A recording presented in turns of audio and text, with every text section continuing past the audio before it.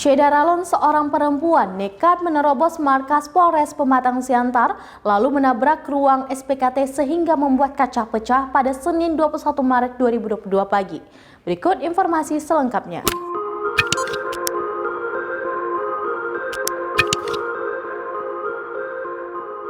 Syeda Ralon, seorang perempuan berinisial FAM berusia 28 tahun, nekat menerobos markas Polres Pematang Siantar dengan motornya lalu menabrak ruang sentra pelayanan kepolisian terpadu atau SPKT hingga membuat kaca pecah pada Senin 21 Maret 2022 pagi.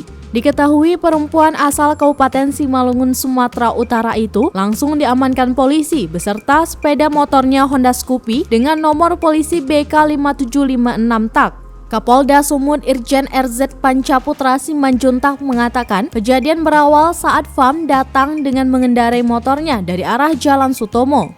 Saat itu petugas sedang melakukan pengamanan lalu lintas pagi. Ketika melintas, FAM menabrak petugas lalu dikejar hingga masuk ke Polres Pematang Siantar dan menabrak ruang SPKT. Tidak sampai di situ, petugas juga memeriksa rumahnya yang berada di Jalan Siantar Estate Simalungun untuk memastikan tidak adanya benda-benda yang berkaitan dengan jaringan terorisme.